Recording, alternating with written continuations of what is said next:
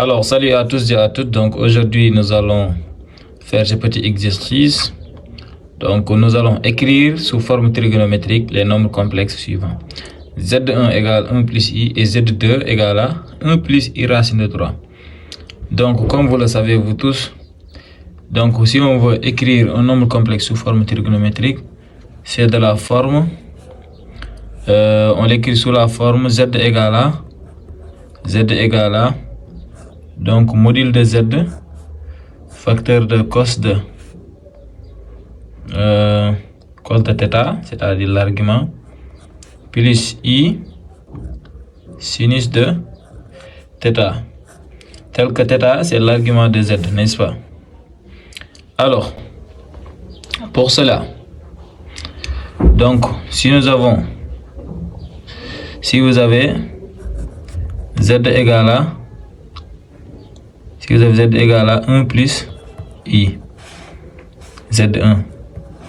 Alors, module de z1 égale à, vous savez, c'est racine de z bar. Donc, racine de 1 moins i facteur de 1 moins i, ou bien racine de z bar, c'est la même chose, racine de a carré plus b carré, si z égale a plus ib. D'accord. Donc, ça nous donne racine de 1 au carré plus 1 au carré.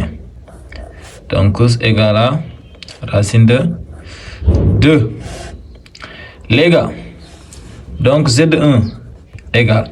Dans tous les cas, vous savez que c'est le module qui va être, c'est le module qui sera forcément derrière la parenthèse là.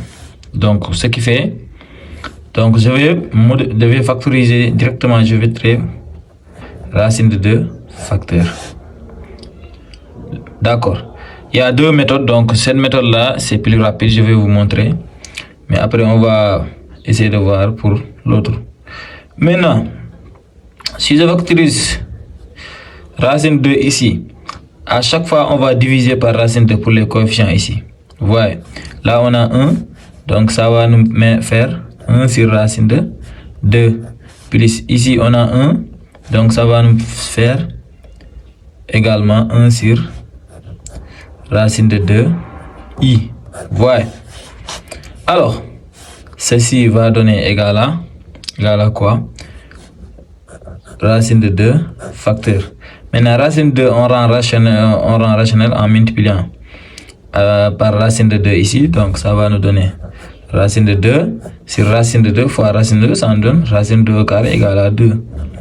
Plus, et de la même manière, on multiplie par racine de 2 sur 2 i. Voilà. Maintenant, tout ça pour déterminer l'angle qu'on a. Alors, on doit avoir cos de θ, cos d'un angle, plus i sinus d'un angle ici. Maintenant, on va essayer de voir si racine 2 sur 2 c'est un cosinus d'un angle et celui-là c'est un sinus d'un angle. Oui, évidemment, Z1 est égal à racine de 2 facteur. Racine 2 sur 2, ce n'est rien d'autre que cosinus de pi sur 4. Plus, si vous voulez, vous pouvez écrire le i d'abord, après. Donc ça aussi c'est le sinus de pi sur 4. Donc vous pouvez faire comme ça directement, vous savez, l'angle. Mais souvent on passe par la détermination de l'argument. Par exemple, si Z1 égale à 1 plus i, donc module de Z1 égale à racine de 2. Maintenant, on va poser soit θ égale à argument de Z1, n'est-ce pas? Si θ est l'argument de Z1, dans ce cas, donc, on a quoi? On aura ce système. Vous voyez? Donc, on aura le cosinus de θ sera égal à,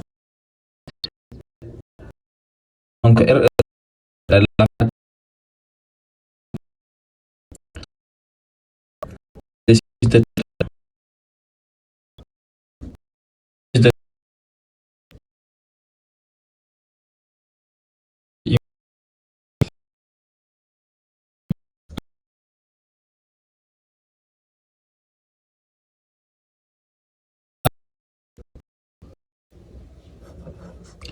égale racine de 2 sur 2 et sinus de